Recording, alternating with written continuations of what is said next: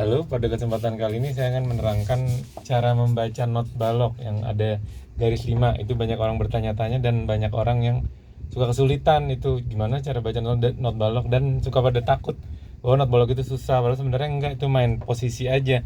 Apalagi kalau yang belajar alat musik piano itu kalau not balok makin ke atas dia piano makin ke kanan, kalau ini makin ke bawah makin ke kiri. Kita ini ya, kita coba permisalan. Ini mungkin agak sedikit miring-miring tapi yang penting gambarannya bisa dipahami. Nah, ini berguna untuk orang yang ingin belajar not balok tapi takut atau mulai belajar dari mana bingung gitu. Bersama ini saya kasih untuk yang bermain piano. Nah, sebenarnya mudah sekali, tapi kalau bermain selain alat musik piano yang mungkin agak sulit. Tapi kalau piano gampang sekali, tinggal ikutin tutsnya. Nah, ini ada 5 garis, kita namakan baris paranada nih kalau di bahasa Indonesia ini. Kalau di bahasa Inggris staff dia. Ini paranada ada 5, ngitungnya dari bawah. Kita nomorin. Nah, nanti biar tahu penamaan-penamaan ini garis ke-1, garis kedua, garis ketiga, garis keempat, garis kelima. Gitu ya. Ini kita taruh sini. Kita pindahin kecil-kecil. Ini garis ke-1, garis kedua, 3, garis keempat, garis kelima. Cuma ada 5 garis. Terus di sini ada di antara 2 garis namanya space atau spasi di bahasa Indonesiain, atau kolom, mungkin anak-anak sering bilang kolom. Spasi ke-1, spasi kedua ini. Spasi ke-1 adalah di antara garis ke-1 dan garis ketiga, 2. Sorry. Nah, jadi ruang yang di sini. Kenapa dinamain seperti itu? Nah, nanti kan ada not balok di sini. Nah, ini contoh not balok di garis ke-1. Ini contoh not balok di garis ketiga. Ini contoh not balok di garis kelima. Nah, terus ini contoh not balok di spasi ke-1. Contoh not balok di spasi ke-3. 1, 2, 3. Ini contoh not balok di spasi ke-4. 1, 2, 3, 4 dan seterusnya. Mengenai harga-harga saya akan terangkan di video selanjutnya. Jadi memang ini harga beda sendiri, ini cuma bahas tentang posisi aja. Tapi kalau harga juga nggak terlalu susah. Ini 4 ketuk, ini 2 ketuk untuk 4/4 ya, birama 4/4. Jadi jangan lupa, ini kalau yang udah tahu ini 4 ketuk untuk birama 4/4 belum tentu. Takutnya nanti birama 3/8 ini udah bukan 4 ketuk. Nah, itu harus dicamkan. Tapi birama 4/4 itu ditambahkan oleh C. Jadi common time yang umum-umum di dunia itu lagu birama 4/4 memang. Jadi makanya ini umum. Ini 4 ketuk, ini 2 ketuk, ini 1 ketuk yang warna hitam, ini 3 ketuk yang pakai titik. Ini ada cara-caranya kenapa pakai titik jadi 3. Nah, nanti di kesempatan video lain saya akan terangkan. Nah, ini posisi dulu ya. Nah, ini terus di sini ada lagi, saya taruh sini ya. 5 garis lagi yang orang sering bingung. Nah, ini garis kedua saya titikin, saya tarik. Nah, ini mungkin nggak terlalu rapi karena di whiteboard, tapi yang penting tahu maksudnya. Nah, ini garis kedua namanya G clef, atau kalau di anak-anak bilang kunci G. Nah, kunci itu sebenarnya nggak ada hubungannya sama apa-apa, cuma namanya aja. Nah, ini nanti di cara gambarnya kan dari garis kedua. Makanya yang di not di garis kedua, mau not 4 ketuk, pakai tangkai mau berapa, yang penting not di sini selamanya bakal jadi nada G. Nah, kalau main piano, di piano itu yang keempat. Nanti kita terangkan di piano. Kalau di keyboard mungkin ketiga karena kan oktavnya nggak 7. Nah, ini piano keempat, G keempat ya selamanya. Nah, ini kita taruh sama-sama. Ini kita taruh dulu. Nah, ini kita taruh G tadi udah dapet. Ini namanya G tengah ya, middle G. Middle itu kan tengah. Ini G keempat nih, jangan lupa, ini selamanya nggak perlu berubah-berubah. Jadi terus G, tapi jangan nyebut sol. Nanti ada lagi kalau sol ini bisa aja kalau C sama dengan do, berarti G-nya sol. Tapi belum tentu juga kalau nggak C sama dengan do, belum tentu G itu sol, bisa aja G itu do. G sama dengan do, G-nya jadi do. Nah, mengenai ini diterangkan di video selanjutnya, di video yang lain lagi. Kita hanya bahas posisi.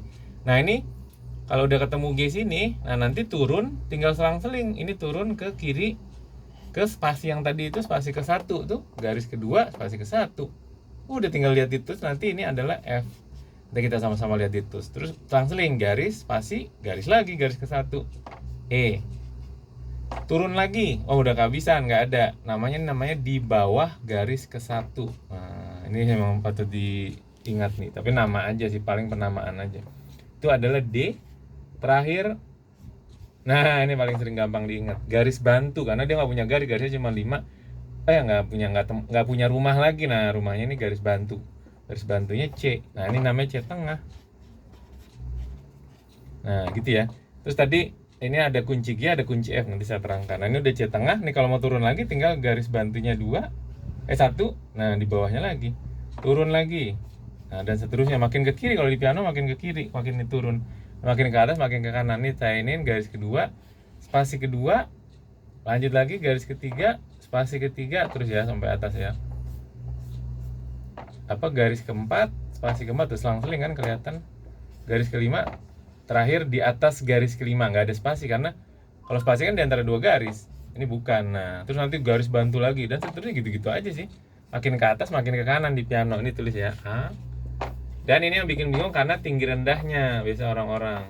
Ini E, F, G, A, dan seterusnya B, tinggal ini garis sendiri. Itu logika kayak matematika aja.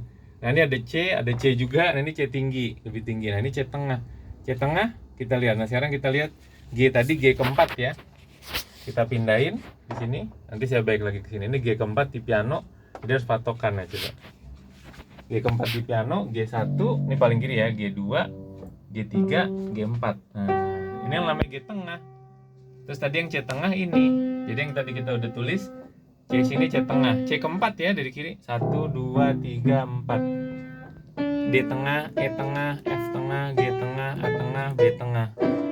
Jadi semua yang tadi kita itu. Jadi ini letaknya garis bantu di bawah garis ke-1, garis ke-1, spasi ke-1, garis kedua, spasi kedua, garis ketiga, spasi ketiga, dan seterusnya sampai sana.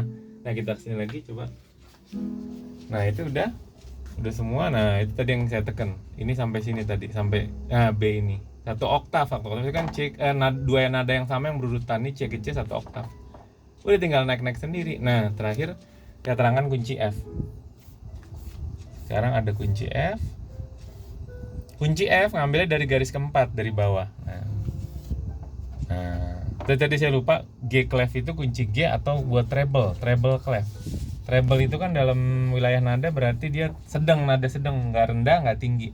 Ini main kunci G untuk baca nada sedang sampai tinggi sih. Nah, ini kunci F untuk nada rendah, bass clef. Di piano cuma ada 2 kunci G sama kunci F. Kalau di alat musik lain mungkin ada kunci C, tapi nggak akan kita bahas karena nggak kepake di piano. Cuman ada 3 kunci sih. Sebenarnya itu bukan kunci, cuman clef, penamaan supaya kita bisa membaca yang 5 garis. Coba bayangin kalau 5 garis ini nggak ada apa-apanya, terus ada not, emang bisa dibaca kan? Nggak bisa, nggak ada apa-apaan, bingung mau pakai apa. Nah artinya lain-lain. Kalau kita taruh kunci G jadi apa, kita taruh kunci F jadi apa. Nah itu memang kunci nentuin. Nah ini bass clef tadi ya, makanya cara gambarnya kan dari garis keempat. Nah udah kita tarik. Nah itulah yang namanya di garis keempat, seperti namanya kunci F di sini. Tadi juga kunci G, tarik dari garis kedua, G juga. Nah ini G keempat di piano, ini F ketiga. Nah dia rendah dia. Nanti kita lihat sama-sama F ketiga yang mana di piano. Kita bikin lagi. Sekarang kita bikin keluar. Nah ini agak miring karena agak susah whiteboard. Sekarang kita bikin keluarga kunci F ya. Itu buat nada rendah. Patokan kita mana? Nah patokan kita ya F tadi, F ketiga. Nah ini udah dapat F ketiga. Nah dia susah. Udah dapat garis keempat, turun lagi ke spasi ketiga tuh. Seperti tadi sama prinsipnya. Turun lagi ke garis ketiga, turun lagi spasi kedua, turun lagi ke garis kedua, spasi ke 1, terakhir garis ke 1, dan seterusnya ya. Ini saya tulis, saya mundur aja. Sebelum F apa E, sebelum E apa D, sama tinggal lihat tuts aja ke kiri, gampang sekali. Yang dasar pun, orang dasar pun bisa. Ini B, sorry. Ini B, ini A, ini G ya. Nanti bisa dipelajarin sendiri, dicoba sendiri. Ini agak miring-miring soalnya. Habis F, G, ke spasi keempat, terus A, terus B, terakhir ini yang garis bantu atas C. Nah ini G, A, B. Nah di sini ada keajaiban. Tadi F ini kan F keempat, naik terus ke kanan, F, G, A, B, C. Nah ternyata C ini adalah C tengah. Nah ini yang bikin ketemu di tengah. Jadi C tengah ini kalau dikunci F di atas tempatnya, tapi kalau dikunci G di bawah. Nah jadi hati-hati. Jadi bisa aja misalnya ini nih sebelah kiri C ini kan B sebelum C. Nah ini juga bisa di sini dibaca B.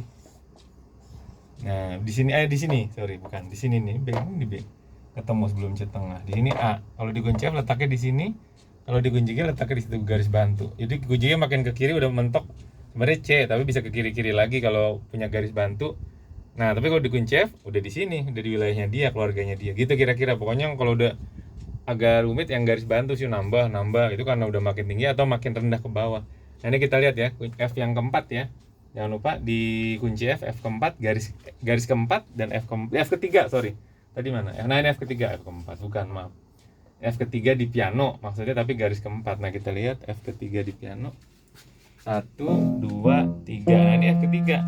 Maka namanya kunci F karena patokannya F. Tadi kunci G ini patokannya G.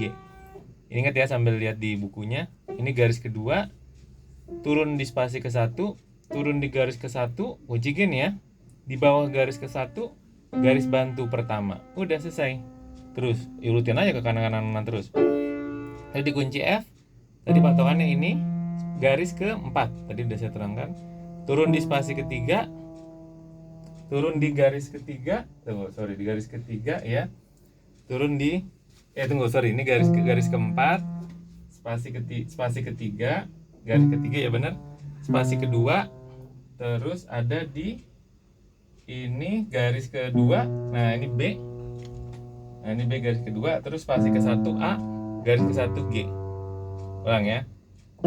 Ini jadi di garis keempat, turun ke spasi ketiga, garis ketiga, spasi kedua di C, terus lagi garis kedua di B, terus spasi ke 1 di A, terakhir garis ke 1 di G. Dan naik lagi dari garis keempat F, naik lagi ke spasi keempat, garis kelima, di atas garis kelima ini B, nah terus garis bantu C. Ini C yang tadi yang paling fenomenal karena kunci F punya ini wilayah itu apanya sama, fungsinya sama. Kunci F kalau di atas garis bantunya di atas dapatnya ini, kalau kunci G garis bantu di bawah dapatnya. Kita lihat lagi. Ini tadi kunci G, kalau yang di bawah ini C dapat di sini tuh yang tadi saya tekan. Kalau kunci F C atas. Nah, jadi sama-sama tergantung kebutuhannya apa. Biasanya kunci G main tangan kanan, kunci F main tangan kiri gitu aja. Terakhir sebelum selesai, nah itu jadi nanti dihafal ya. Pokoknya makin ke kanan makin ke atas. Untuk kunci G dari sini biasa mulanya terus sampai sana garis bantu mungkin. Nanti ada penamaannya lagi sehingga garis bantunya nggak kebanyakan. Nah, ini saya kasih dikit deh. Kalau udah kebanyakan garis bantu bisa aja nanti ditulis 8 fa. Nah, 8 fa itu artinya, nah wilayah yang kita mainin ini misalnya ada do, terus kita kurang tinggi. Nah, aslinya main di sini. Nah, ini kalau ada 8 fa itu jadi naik ke atas, walaupun ditulisnya di sini supaya nggak ngeberatin tulisannya, nggak pusing lihat tulisannya. Gitu. Terakhir sebelum selesai, cobain nanti urutin sendiri. Pokoknya saya ulang ya, patokan kunci F di ini. Nah, terus tinggal turun sendiri atau naik sendiri. Nah, ini wilayah kunci F, do re mi fa sol la si do.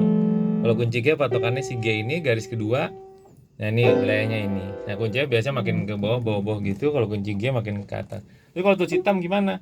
Patokannya dari putih ini, misalnya kalau F. Nah, kita coba sedikit. Kalau misalnya ada apa ya? Ada F crash. Nah, ini F ini tinggal dikasih crash atau sharp tuh. Artinya jadi F sharp, udah selesai.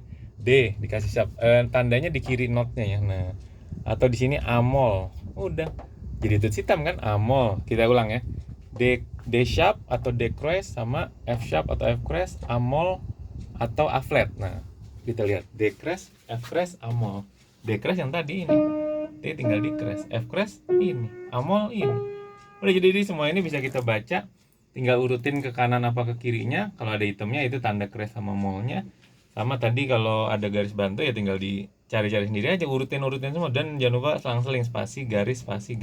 Dan jangan lupa patokannya kunci F di garis, ulangnya kunci F di garis keempat, patokannya nada F di garis keempat, tapi F-nya F ketiga di piano. Satu lagi kunci G ada di garis kedua, cara gambar itunya garis kedua, tapi G di sini G keempat di piano. Sama yang garis bantu tadi yang ketemu di tengah, ini sama-sama punya mereka, kunci G dan kunci F. Gitu aja ya. Sampai ketemu di pertemuan selanjutnya. Selamat berlatih, semoga baca makin lancar.